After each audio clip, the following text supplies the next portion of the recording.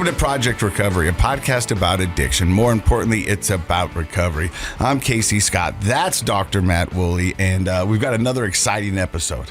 Absolutely. And you brought some research, and it's actually a paper on research, or it's a research on research? I'm going to tell you a story about research. Okay. But before we get to that, when you're in the world of recovery, and we've talked about it before, we've actually done whole episodes on them, on stupid memes in recovery that aren't actually stupid. Yeah, you seem to be a fan. Like the one that I get my memes through you. Like one that's very popular in recovery is, if nothing changes, nothing changes. Yeah. Which sounds stupid. It might be a typo. But it's really true. Yeah. If nothing changes, then nothing changes. You cannot deny the truth of that. And then another one is the definition of insanity. Doing things over and over again, expecting a different outcome. Yep, that's classic. But that is so important when it comes to the world of recovery, because there's so many times you're in your active addiction and you'll get sober and you'll be like, hey, I got it figured out this time. Right. And then you don't do anything different. Right. And you find yourself again broken and rock bottom. So in the stages of change, you might be bumping back and forth between pre-contemplation and contemplation. Yeah. But you're definitely not to action. Yeah, you're not to action. And so you don't really do anything different. Another one that's big, because I follow a lot of like recovery pages on Instagram and Facebook, and that's where I get my news. The one that's really going around right now is hurt people hurt people. Yeah. I mean, it sounds... Wait, could we just repeat something and make it sound like intelligent? Well, no, but I think if it's... It seems to be the theme here. I know, but I think what you do is if you boil it down to its essence, that it's so true. It sounds corny. It sounds just something that you would hear. But it is a very basic truth, and yeah. you're right. And so it's also a play on words there. In the world of recovery, how many people have sat in this chair right here and got into their addiction or stayed in their addiction because of trauma, because they're hurt? You know what I mean? I actually don't know the percentage out there in the world, but on our show, it's been really high. And so what do they do in turn? They hurt other people because they're hurt. And so it's just this vicious cycle. And it now re-emphasizes that addiction is not just a singular disease, it's a family disease. That's true. You know? Absolutely. And so, but the one I saw today... Everybody suffers with it. And I was going through my stories. There's another meme coming? Yeah. Okay, I'm excited. So I was going through this, and this one really hit me today, and it made me think. And I was going through my stories. Those reading your stories? Well, no, you watch stories. It's Instagram. Okay, yeah. And stories, Dr. Matt, are the little circles up above the Instagram page. And so if you click on them, I have a hard time wanting to click on those. It's 15 seconds of insight into these people's lives. And so you're checking insight might be generous, but okay. Well, I found one from my good friend Blake Red. Okay, Blake, I bet his is good. And it said, either you keep going or you quit. Both are going to hurt. Was there more, or was that the end of the story? Okay. Well, at the end it says, read that again, but I didn't want to. Yeah, 15 seconds is all you can manage. Right? Yeah, and so, but it's so true. So say it again, because I wasn't listening. Either you keep going or you quit. Both are going to hurt. Both are going to hurt. Okay, yeah, I get that. But the implication is one leads to a good outcome and one doesn't. But they're both going to hurt. Yeah. And so you've got to sit down, and that's when it comes back to you want addiction. Your pain to be productive? Yes. Or not productive? You're the one that says resistance promotes growth. I do say that. And resistance... is that a meme? No, it's not a meme yet. How do I make it a meme? I don't know. Do I have to do a picture? Did you say it twice? I could. I don't know the difference between a saying and a meme. Well, a meme it's visual, bro. So I have to find a picture. Well, yeah. Okay. Yeah. I'm going to think of this. I'm going to make my own meme. Okay. I'm serious. I'm going to make a meme. I'm with you. I'm bringing it in. Can we get back on point? Yeah. Either you keep going or you quit. Both is going to hurt. And how does that relate back to the recovery world? You're right. Is that a quiz? Because I'll tell you now. Because there's so many times when people come up to me and they want me to talk to their loved one. They want me to talk to somebody who's battling addiction. Yeah. And my answer is, do they want it? Yeah. If they don't want it, then it's not going to take. Yeah. And so they either have to keep going, and it seems like right now they're quitting. And so we've got to figure out a way to get them to keep going, because that's the only way through this. I have a thought. And hopefully this is cool with Blake that I add to his meme. And now Blake's not in recovery. He's just a friend on my Instagram. I think he's probably awesome, and it's a great meme. Yeah. And hopefully he's cool with me adding to it. So I would say the quitting pain also includes hopelessness. When you quit, you become hopeless. But the continuing pain, the not quitting, creates like optimism and positivity, hopefulness. Yeah. So one's going to carry you through and one's going to keep you discouraged, huh? I like it. Is that like is there a meme 2.0? Can we do that? You do whatever you got to do. I mean, there's a lot of times that I'm in the gym and the guy next to me will be like, feel the burn, feel the burn. Now, the burn's a good thing, bro. Yeah. Because that means you're pushing through. You want to feel the burn. Okay. Is that a meme? No. Oh, okay. I don't I didn't say it twice. It is. All right. So, but I think it's good pain versus bad pain. When it comes to addiction and recovery, and I get questions about it daily, and that's what I tell people is you've got to want it, and you want to keep pushing forward. And there's going to days you're going to want to quit. What I love about this show is every week we have personal examples of that. And people who have overcome some of the hugest obstacles ever, and now are living fruitful, wonderful, amazing lives. Yeah. And that's what this podcast does, is it focuses more on recovery than the addiction. Now, unfortunately, to get to recovery, you have to go through the addiction. But we want to show people that it's possible. And that's what this podcast is all about. Definitely. So your paper says what? Oh, my turn? Yeah. Okay, it's not a meme. It's just research. Okay. So here's the story. I'm telling you a story about some research. Usually I come in, I tell you some research. It's usually negative about marijuana, and then somebody has a problem with it. Now, do you think the majority of people out there, as soon as they hear the word research, they tune out? Yeah. Yeah, definitely. Why do you think that? Because research can be spun in so many different ways to prove whoever's point they want to. Because it's effortful to read it, and not everybody thinks that way. But we're going to make it fun right now. I'm going to tell you a story. Right. So this happened this morning, true story. One of the people that was going to come in and see me was a few minutes late, so I had a few minutes. I was looking through research topics. If one jumped out at me, I thought, oh, maybe I'll bring it on to the show today. And the title of this one was Cannabis and Schizophrenia, Implications in the Legalization Era. And it goes on to talk about how, very similar to one I read a few weeks ago, that 1 in 4 patients, so that's 25% of people who have their first psychotic episode are also heavy marijuana users. Yeah. So that's a crazy correlation, okay? Then I was looking at that, I'm like, wow, and it references 11 other recent research articles that say similar things. Then my patient comes in late, and guess what? He had been using marijuana this recently, and it got laced with LSD, and he had this psychotic episode, and it was just a whole awful thing, and there's legal charges now. So we were talking about, the drawbacks to using marijuana heavily.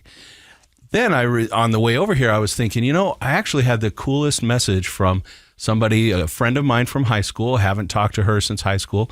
And she had mentioned that she listens to the show and that she appreciated that because that had been a similar experience with her son who struggles with mental health, specifically psychosis and marijuana use. And so I'm telling you these stories just to tell you, number one, I love hearing from people that listen to the show, especially somebody I've known from my past. And so I appreciate her taking the time to reach out and share that with me. She was just sharing. Yeah. That's all. But I also want you to know it is real that this connection between heavy marijuana use and psychosis, and we're learning more and more about it every day. I was thinking back to even just 2 years ago, I wouldn't have found 2 or 3 of these types of articles every week. I wouldn't have found one that had listed 11 other similar articles that have come out in the last 2 years. So my point is just that while we may be finding out that there are some helpful things about THC, sure, we also have to be careful that it's not always clean when you're buying it off the street. You really do need to be careful. At West High School, we had a young man die recently from a fentanyl overdose, and it had to do with his drug use. So we have to be careful. You need to educate people, especially teenagers, that there are some high risks by taking things off the street, whatever kind of drug it is, marijuana, pills, etc. The other thing is just to understand that everything has a risk. You can make arguments for the fact that red wine and alcohol can be healthy for you, and they're legitimate. But nobody denies all the health factors and risk factors that go along with heavy alcohol use. And so I want people to understand heavy marijuana use is not risk-free. So that's just the story. I didn't want to get into the article too much. It's just the amount of articles keep stacking up, and personal experiences that I'm having with people that are struggling with that keep stacking up, unfortunately. So I just wanted to get that word out. No, and I think that's what is missing is so much as the full story or information. Information is key. You can never have too much information. And so many times we find out that, marijuana was the golden child of drugs for a while, where they were saying, hey, this will help you sleep, this will help your back, this will help your anxiety and all of this. Mm-hmm. But nobody ever explored the other side because they were so enamored with all the good things it's doing. And yeah, when Valentine's comes around, you're going to have the news stations, and I work for one, come out and go, hey, dark chocolate is great for you. It's good for the heart. You know what I mean? And then everyone's going to jump on that and tell you all the good things. But too much dark chocolate's horrible for you. It's right. Risk factors. Right? Yeah, risk factors. And so you've got to be balanced, and you've got to know both sides of it. And I think information that you bring is crucial. And I'm going to challenge listeners, if this talking about this has bothered you, ask yourself, do I process information emotionally or rationally? That's a really important thing to know about ourselves. We all do both, but when you hear something you don't like, do your emotions take over and close your ears off to hearing new information? If it might, then you might want to rethink like, oh, what's that about me? Why do I get defensive? Well, I think recently in the past 10 years, news has been delivered emotionally and not rationally. Sure. Yeah. And that's why when you said, you got this research, most people think, is he just spinning this for his own gains or his own insight? Yeah, because social media is just the example of our day of that, right? Yeah. So I appreciate it, and I like it, and I think that's a good challenge for everybody out there. Yeah, think about it. Like you asked me, why do I like research? Because it allows me not to be emotional.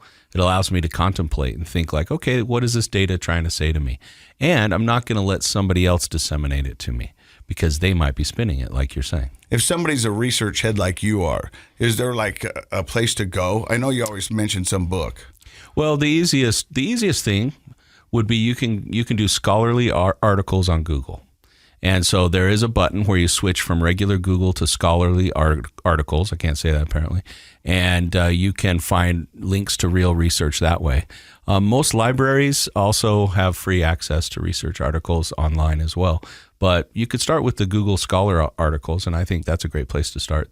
Josh, libraries are like Google, but it's like a brick and mortar store, and you go into it, and they have all the books and the information up on the walls. Yeah, he looks confused. He just looks confused. We've got a great show for you today. We've got a guy named Jared Casey. Notice how I didn't get his last name wrong. Yeah, you did a good job. Yeah. I was a little worried. No, I got that one right. And Jared Casey is a clinical director at a couple different places. But before we find out about that, how do we get you on our podcast? What brings you here?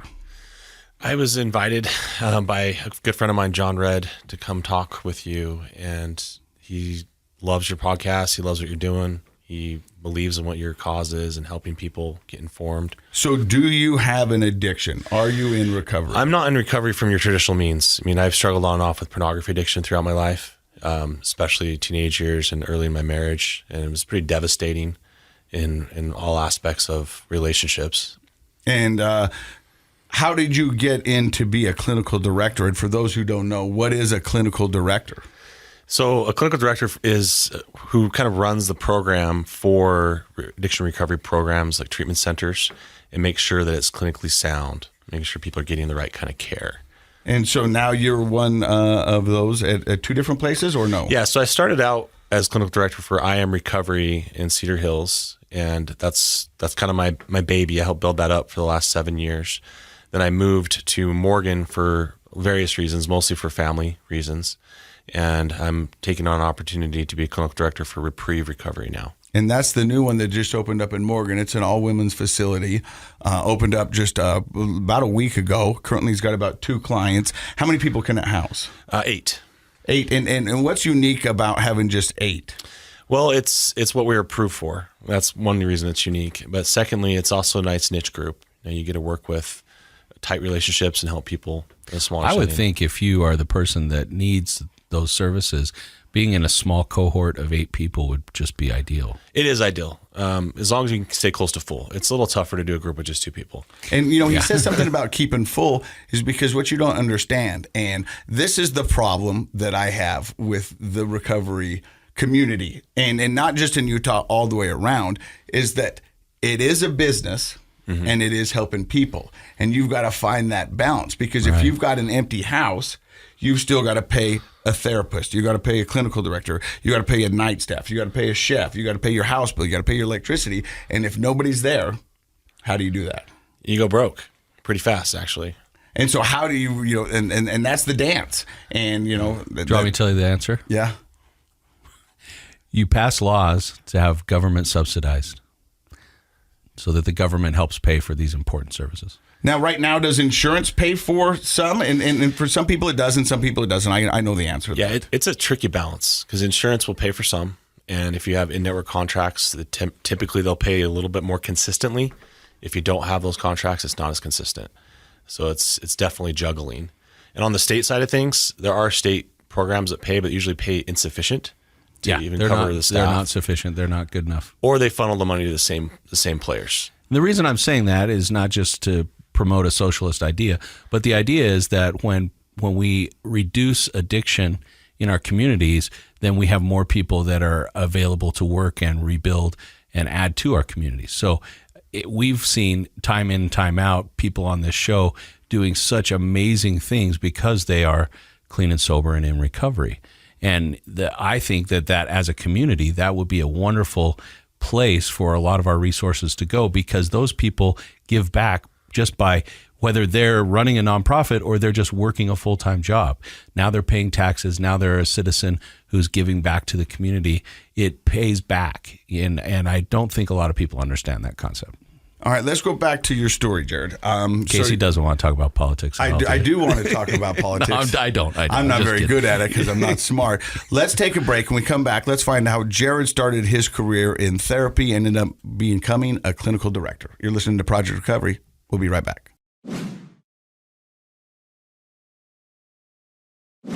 Welcome back to Project Recovery. I'm Casey Scott. That's Dr. Matt Woolley. He's a clinical psychologist. And our guest today, Jared Casey, clinical director at Reprieve Recovery, which is up in Morgan, just opened its door.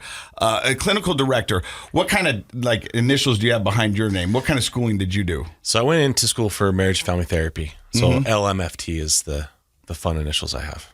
And so you wanted to be a marriage and family therapist. I did want to be that. I wanted to be more of a systems-based thinker. So I like to work with families, and that was the best direction for that at the time.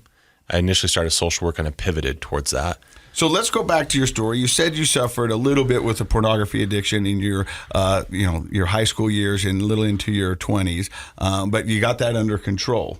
It's come back and forth throughout my life. Like, it's never truly been fully under control. I think it's something I've had to learn to cope with and include resources, like include my wife and include family and support systems to help me work through it. And so battling with that, was that the only addiction that kind of ran in your family? Because now that you've worked for I Am Recovery and Reprieve, you've got to understand that a lot of this is genetics and a lot of this is passed down and it's a generational thing. Yeah, absolutely. So both grandparents, the men grandparents, my grandpa and grandpa on both sides struggled with alcohol. My dad lost his father when he was just 3 years old from alcohol. And my mother had a absentee father. He was drinking all the time and ended up leaving the family high and dry. So she was raised mostly by her mom. And so growing up with that kind of information, alcohol or drugs never really seemed to be a temptation? I didn't find it as a temptation. I also had a really good family system. I had good friends, had good people in my neighborhood. I had 7 brothers and 1 sister. And that was rough at times, but they were all like kind of on the same page. Like, we weren't going that direction. Anyone in your family struggle with it? I did have one brother who struggled with it. It was openly struggling with. I think I had another one, maybe 2, that was more hidden. But he struggled with it all through high school, and he was really rebellious, and the whole family was kind of turning against him. I was kind of a glue kid. I wanted to be part of his life. I always tried to put everyone together and be a peacemaker. The youngest of 9. I just kind of witnessed it all. And I was getting called into the family arguments to try to solve problems when I was like 10 years old. So that was kind of a common piece in our family. And he inspired me, though, because he did go get clean and sober and totally pivoted his life. He became a social worker. And later in life, when I needed to get out of my own head and find some support, I found some information from him and went that direction. So what kind of information? What were the kind of things that led you down this road? Because I think it takes a certain person, Dr. Matt, to get into social work, to get into therapy? Because I've said it so many times, like your day is filled with every day people sharing their bad days. Yeah, it can be. Yeah. You know, and for you to help them kind of go through that information and make some sense and then point them in the right direction. I mean, some days you have some really heavy days. Yeah, I think, I'd be curious to hear what you think, but I think especially with social work, it probably has a lot to do with personality styles of appreciating and enjoying that connection with other people, being very other-oriented, being a naturally empathic person who can kind of feel the struggles of others and also feel the joy of helping people. That's not to say if you have a different kind of career, you're not that way, but I think that would be fairly common amongst especially the social work crowd, and not ever, caring about making $1 million, because as we know, people in mental health, we don't make a ton of money. Yeah, for me, I was pretty miserable. I was doing a lot of road sales. I was traveling to Canada, not being around my family very often. I had a lot of personal struggles with my relationship with my wife and parenting, just trying to figure out how to be a parent. I look back to my own childhood and looking at how my parents raised me and how my family dynamic was. It was pretty disconnected in a lot of ways, and I didn't know what I was doing. And instead of doing the smart thing and hiring a therapist, I'm like, I'll go learn how to do all this stuff. So when my brother was happy and content and feeling fulfillment in his life coming home from work, and I was miserable and sad, and my marriage was falling apart, and my kids' relationships were really struggling, I thought, I got to figure this out. So I chose to go to school after, hitting rock bottom. Went through 2008 and bankrupted myself with all the real estate stuff. And I went through probably half a decade of depression, just feeling horrible. So what you're talking about is similar to the rock bottom that an addict, finds himself in. Yeah. But you were emotionally, spiritual, and this kind of career rock bottom. I was bottoming out in all those areas. My marriage was struggling. My family's health was struggling. Everything. Like, I'd kind of given up. Like, I didn't even file the bankruptcy paperwork for like 5 years. I was like, I'm just a loser at this point. I've got nothing left. Like, why even try? And that really stung. Like, I was noticing that my kids and I were disconnecting. My wife and I were disconnecting. My career was going nowhere in sales. It just felt unfulfilling. So it took a lot of that pain, like kind of what you're talking about earlier, to recognize that I just wanted something different. So you find yourself wanting to be a social worker.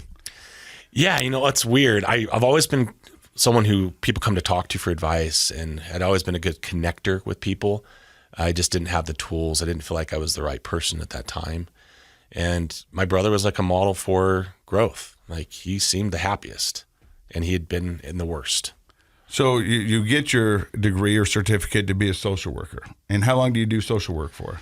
So I go to get my bachelor's degree, and I find out in Utah that doesn't do much. So it's kind of like a catch-22. I'm like, all right, I finished my bachelor's, like, I can't get any jobs. And just so you know, a bachelor's degree in psychology is the same thing. You're not a psychologist. You can't really do much of anything. Yeah. So you have to go to graduate school, yeah. So I go get my graduate's degree, and I'm halfway through that program, and it's horrible. I mean, it's hard. It's good work, but it's really hard to manage a job. I've got 5 kids.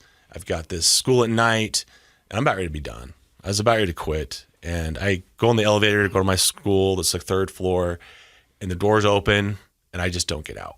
I'm like, I'm done. And my buddy, whose name was Paul, he was going through the program with me. He's like, "Are you coming?" I'm like, "Nah, I can't do this anymore. I'm done." He's like, "Let's talk." So we rode the elevator back down, and he talked to me for probably an hour. We missed class that night, and just kind of sat out there and went through all the things I was struggling with. And he's like, "You can finish this." I was like, "Okay." So with Paul's encouragement and my cohort, we had a good cohort of friends that went through the program together. I finished that level of schooling. And then I started doing the actual work, going to see family therapy. And I was blessed to be able to work with a lot of groups. During interning, I worked with people who are coming out of homelessness, people with all levels of mental health, children, adults, marriage, couples, everything. So I got kind of a sampler plate of all of it. Mm-hmm. And it was really good, but nothing was kind of sticking. Like, nothing was kind of feeling right until I had an opportunity later to work with addiction recovery. And I ended up in a rehab facility. I was like, this is my people. It's my tribe. Like, the stories, the heart, the people coming in, it really connected with me. And I felt like I could help them. I felt like myself could really connect. and they were the most accepting, non-judgmental group of people. Oh, I'll amen to that. I mean, it really is. I mean, you get in a room full of addicts, and there is no judgment there, and it's an amazing feeling. Well, and they'd fill me out, but honestly, like, I just love them, and by just loving them, they accepted me pretty quick, and it became my passion to help them.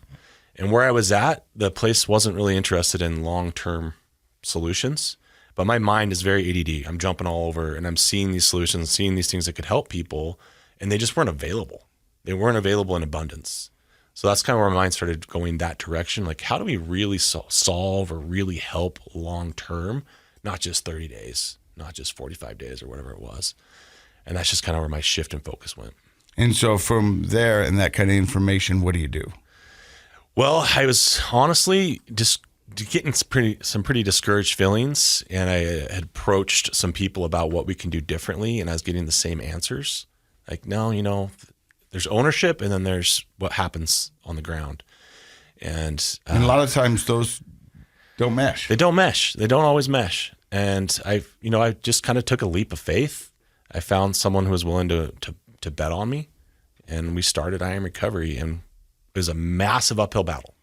Opening our first house, we had basically the equivalent of picketers, people with their pitchforks ready to kill us. And, we had lawsuits type stuff starting to happen, and neighbors harassing my clients that were there. And it was like, do we really want to do this? There's so much opposition. Why do you think for the listeners, I mean, I think I know, but like in your experience, because you've been on the front lines, why do communities push back so hard on this? I think it's a lack of understanding and education. People are people. People see addiction sometimes as this black mark that they're going to steal from me, they're going to rob from me, they're going to hurt me. Mm-hmm. Why in my community? I mean, the neighbor at the one house said, well, I like what you're doing, but can you do it somewhere else? It reminds me of this comedy bit that George Carlin had. He was this wonderful comedian and very smart, and he came up with this acronym, and it's called NIMBY. And NIMBY means not in my backyard. He goes, everybody suffers from NIMBY. You can get a group full of people and go, hey, you know what we need? We need more prisons. And everyone's like, yes, we do. Yes, we do. We found this spot.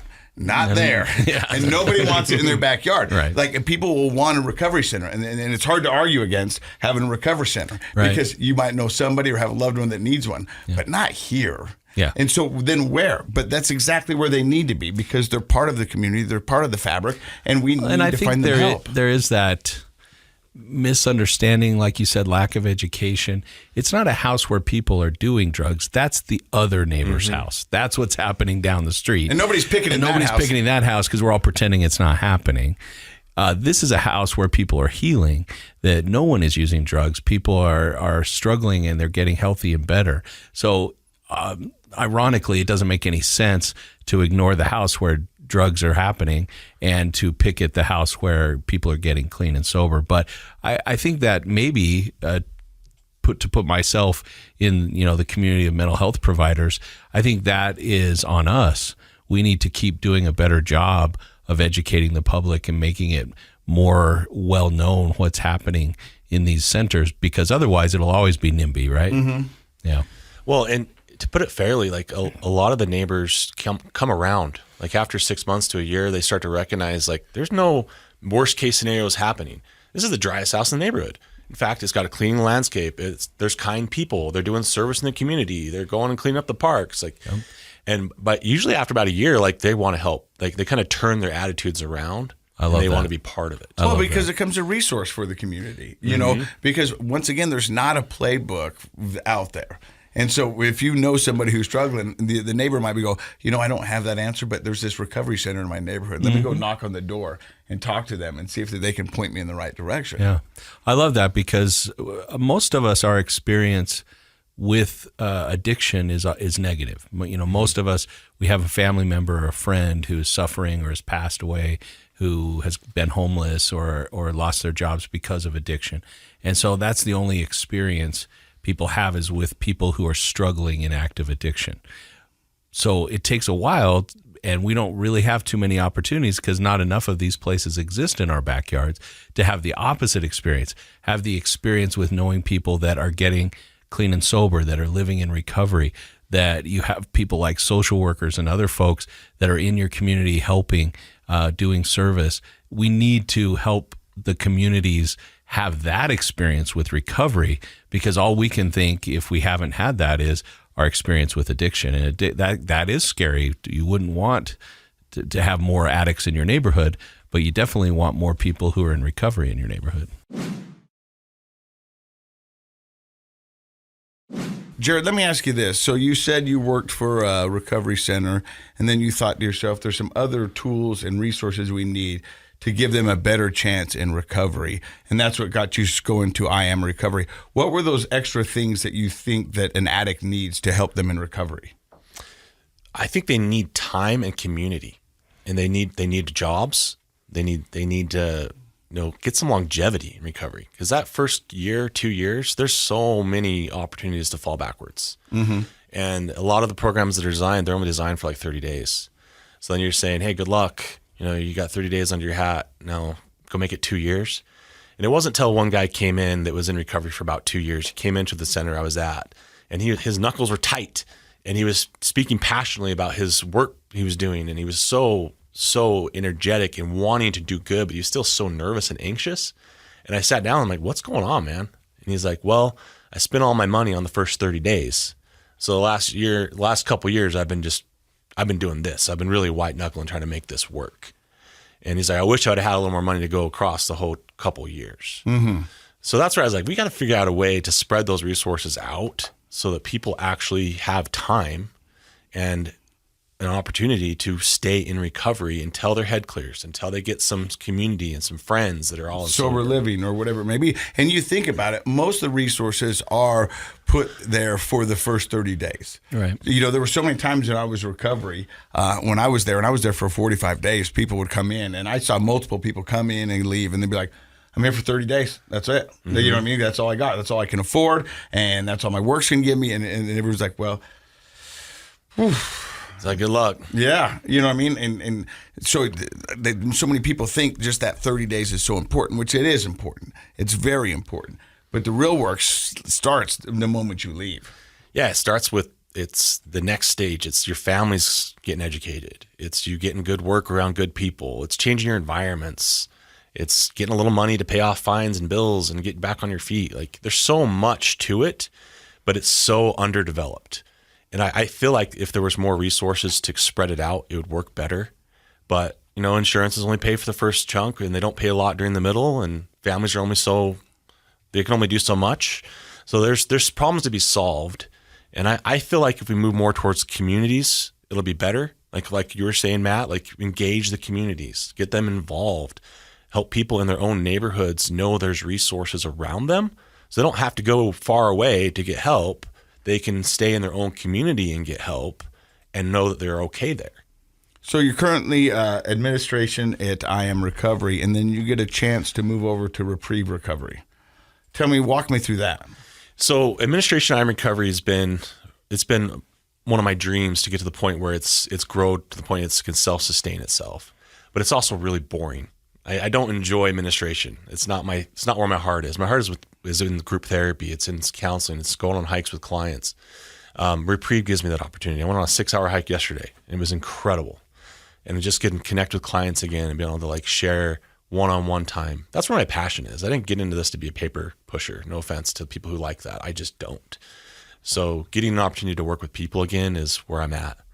Can I make a comment about that? Because you asked him earlier, what does a clinical director do? And so in any healthcare system, we have clinical directors or hospital administrators, people that are helping run the show so that the clinicians can do their jobs, right? So like at the clinic I work at the University of Utah, we've been really lucky to have some fantastic clinic directors, and they make sure the lights are on and the bills are getting paid and the phones are getting answered and insurance and all of that. And they run all that so that those of us who provide care can sit there and work with patients and not have to be distracted with all of that.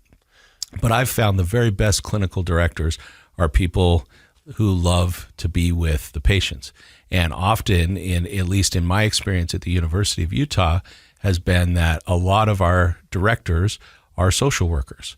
a few psychologists, but mostly social workers. I don't know. Maybe we don't know. We can't handle all that math stuff. But the social workers do a great job. And my favorite ones are the ones that say exactly what you just said. They're like, I want to, sit in and spend some time with the patients. They're so busy, they don't usually have a lot of time to do it. But that's how I think a mark of a great clinic is, where you have the people who are in charge of the business end are also people that understand and love working in the healthcare side. Thank you. So now you're over at Reprieve, and for those who don't know, it just opened up. It's an 8-person bed in Morgan, Utah, a little small community where you had some problems. It's really the best community in Utah. I don't know if people are aware of that. Don't tell anyone that. Yeah. But you had some problems getting it started there, and now you're up and running. What does Reprieve look like? I know it's a women-only facility. 8 beds. A lot of times when you're picking a recovery center, and people will reach out to me and ask the best ones in the state, and I will give them my advice. But I always tell people, you got to find out if it's a fit for you, what modalities they are using. And when I say modalities, it's like, is it mindfulness? Is it 12-step? Is it spiritual? Whatever it may be, you've got to figure out if that is. So how would you tell people what Reprieve is about? Yeah, I think you kind of nailed that one. It's definitely spiritual. I work with John Redd and Ryan Brown, and they're high spirit guys. They're also high 12-step guys. I'm big on spirituality. That's one of the core focuses. I try to help my clients find theirs, whatever that looks like. And the place is just beautiful. Like, we're on a mountain. We've got the whole valley view. We have this massive willow tree that it just exuberates light and love. It's a great healing environment. So if, adult women who have been traumatized, struggle with addiction, mental health, it doesn't matter. It's a place to kind of really rest. And that's why John named it Reprieve. It's a place to take a break from the world and get yourself healed and healing. I love it. And so you got therapists there, you go on hikes, and maybe this is a good time to talk about what goes on in a recovery center, because I don't think a lot of people know, they go for 30 days and they come back. I think some people might be afraid to go because they don't know what to expect. Well, I think, and we've talked about this early on when we started the podcast 4 years ago, when I thought I was going to treatment in a recovery center, I thought I was going to a room with 2 single beds in it. All the walls were white. They were concrete. And Nurse Ratchet was going to come get you for your pills. Yeah, and just the things you saw on TV. I was pleasantly surprised when I moved into a beautiful house with wonderful furnishings, a wonderful kitchen, an ice maker. They talk about the ice maker all the time because it was one of the selling points. It had the crunchy ice. Yeah, I know. But it was, but then you spent your day in process groups. Well, let's pause on that for a second, though. The environment makes all the difference, and so that's a beautiful example of misinformation. That is the mentality or the stereotype that most Americans have about mental health care in general, is that it is sterile, white walls. A lot of it really does come from the popularity of that movie, One Flew Over the Cuckoo's Nest, or Girl Interrupted, that book and movie, and where it's promoting this. And to be honest, in the old days, but we're talking 70, 80 years ago, because of being underfunded and all of those sorts of things, mental health in its infancy did maybe look like that in some places. It no longer looks like that. Huntsman Mental Health Center doesn't look like that. Our beautiful clinic downtown in Salt Lake doesn't look like that. And a quality recovery center feels like a home. And I am biased because Morgan is the greatest community in Utah. Hey, stop saying that, man. But I know, but don't move there. There's no more spots. Morgan is going to run me out of town. Yeah, we don't need ski resorts, but we do want another recovery center. And but it is a beautiful healing place. I was up there last weekend. I'm going to be up there this weekend. I love being there, and the house itself creates a healing environment. A few years back, it was very popular to talk about feng shui, right? But that's a real concept, which talks about the organization and beauty of your environment does have a direct impact on your mental and emotional health. And so folks who run these recovery centers do put a lot of thought into making this a healing, beautiful environment. If you're in a healing, beautiful environment that's organized and clean and conducive to healing, then all of the modalities can make a difference, but you try to take those same modalities and put it into a chaotic, unpleasing environment, and it's not going to have the same effect. What does an average day look like at Reprieve Recovery? So it looks like, you start out with some exercise. You start out with some grounding, centering, setting an intention for your day, and then getting fed well, good food, and then getting a chance to do some process group or an experiential activity, like going hiking and experiencing the mountains and nature and doing some meditative work. And then after a good lunch, it's more group, more connection. We have a lot of healthy staff, that are willing to sit down and talk to anybody and work with them. And we might wrap the night up with going to an AA meeting or a meeting similar to that. We're looking at getting other meetings involved that are in the Narcotics area. Anonymous, Cocaine Anonymous. Yeah, any of them, you name it. I remember when I was in for alcohol, but we went to a Cocaine Anonymous meeting, and I was like, these guys are my people. They were fun. They were flippant, and they were loud. And I swear, I remember I looked at the guy next to me who was, a regular, and I was like, hey, do you have to be into cocaine to be in this meeting? He's like, no, you don't. He goes, you just have to be willing to be so sober. And I was like, I got it. I go, you guys are my people. I like you guys. I love the NA people. Yeah. And once again, every home group, every support group is going to have a different feel. You've got to find one that matches your personality. Goodness of fit. Yeah, good fit. Well, one thing I tell you, we're non-punitive. We're always going to be looking for a positive reinforcement or solution, trying to help people uplift and see what their thoughts are doing and change them to more of a positive outlook. And that's something that I've learned over the years is there's two types of programs. There's the bully, we're going to bully you, or we're going to love you.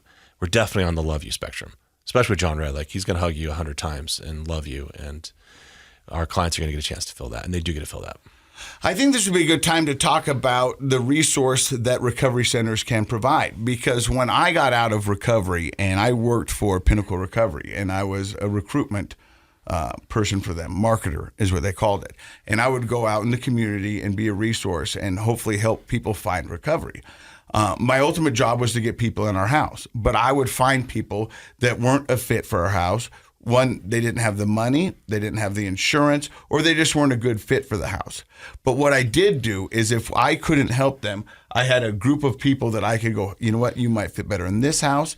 This house actually takes your insurance and this. And so if you are struggling with addiction or you have a loved one struggling with addiction, it would be a benefit to you to call just any of these houses and say, hey, look, I'm struggling.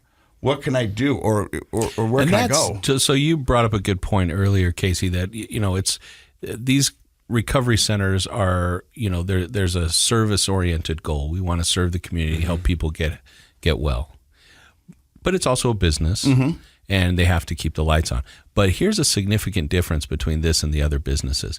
If you called up Home Depot and you were like, hey, I need this stuff, and they're like, well, we don't have it, I don't think they're really going to go out of their way to find you check another. Lowe's?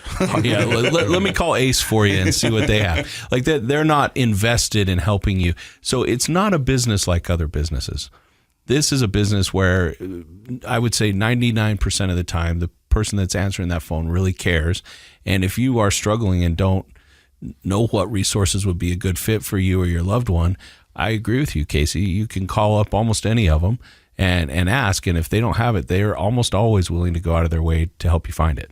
Yeah, my only tidbit of advice on that is don't go off with the top searches on Google, because a lot of those sites are paying buku bucks to get the leads, and they're not as community driven.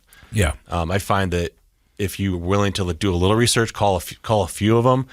A lot of them play really nice with each other, and they really do want to help. Like guys like Ryan Hymas, he'll get you into the right fit every time. That's his goal. He doesn't care if they go to I Am Recovery or anywhere else. He cares if they go to the right place for them. And John Red's the same way. And there's a lot of guys like John and Ryan out there, and they're doing it for their heart. And Ryan told me this. He's like, in every facility, there are good people working there. There are good people in every facility. They're not all owned by the best people. There's going to be politics in any environment. So would you say if we could identify locally owned and run, would that's that generally make a difference? Going to be good. And in my own personal opinion, is less hospital feeling type stuff, like more like mom and pop style. The bigger they get, they tend to get more cold, in my opinion. Yeah, that makes sense. So I personally like to work with more of the smaller shops. Do you guys mind if people call you and ask those kind of questions? Oh, I love it when people call me. Like that's been our goal from the beginning is if someone calls us, we just want to get them the right fit and help them get to where they need to go. And I've learned that in the industry it's a good human thing to do, but I've also learned which facilities do that well, and that's their same kind of goal.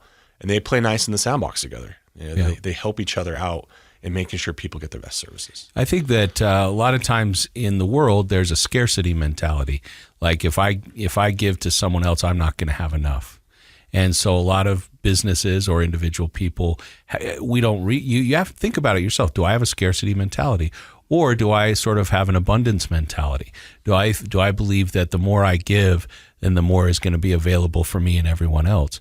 And I actually really believe in that. I believe in it on pretty much all levels of life, but especially in healthcare and especially in recovery. It's an abundance mentality. If you're out there, and you can call it karma, you can call it whatever you want. I just think that's actually how life functions. When we don't shut down, when we open up, then we have more coming both ways. And so for you guys, when people call up and you send them somewhere else, I assume you believe that as well, that absolutely your beds are going to be full because you're helping other people's beds be full. No, we're big abundance guys. Big abundance, blue ocean. Like there's no competition. There's 50 million people in America already struggling with addiction or not getting services at least. Yeah. It's not like there isn't 50 million people who need help. Yeah. So there's no competition.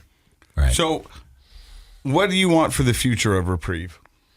I want it to be a healing place for women that can also transition down to the other levels of care. I want people to go there and stay in recovery. That's the biggest thing that sucks in this industry is when someone doesn't stay or when they die, obviously. But we know lapses happen, but the more they happen, the more it kind of wears on you. And my whole goal has been to help people stay in it so they can give back to society. There's very few instances where you see people give more than someone who's in recovery. They have lost it all and they want to give it all, and that's like the way they live.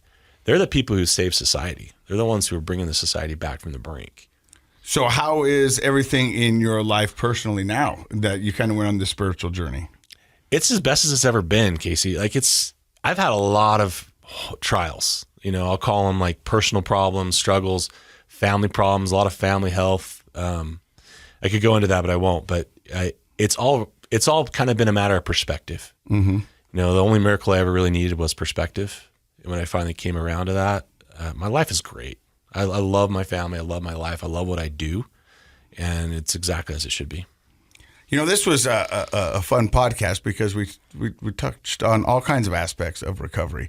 And this was coming from a guy who had not really suffered of addiction, but wanted to give back and thought he could make a difference and make a connection. And the world needs more people like that. And I just think it's amazing. And that's why I really advocate for all of us from government level on down to the individual person, seeing the value of recovery for our communities. It's for the individual. That's the person in there getting help. But then that person turns around and does exponential good.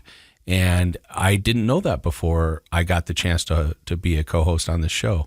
And I know it now. And I'm so grateful that I have the opportunity to talk to people like you that are doing that work every day.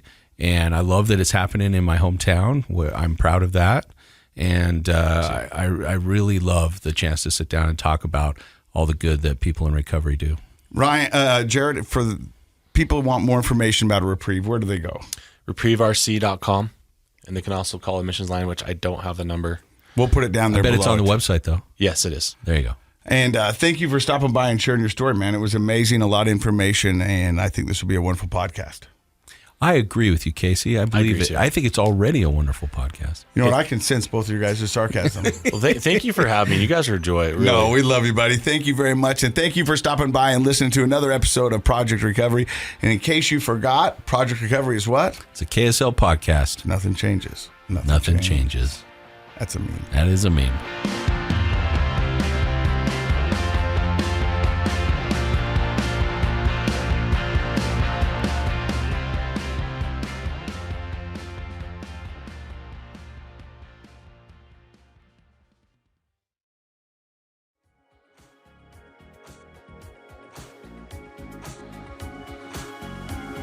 The contents of this program are for informational purposes only. The program is not intended to be a substitute for professional medical advice, diagnosis, or treatment. Always seek the advice of your physician, licensed therapist, or other qualified health provider with any questions you may have regarding a medical condition. Never disregard professional medical advice or delay in seeking it because of something you've heard on this program.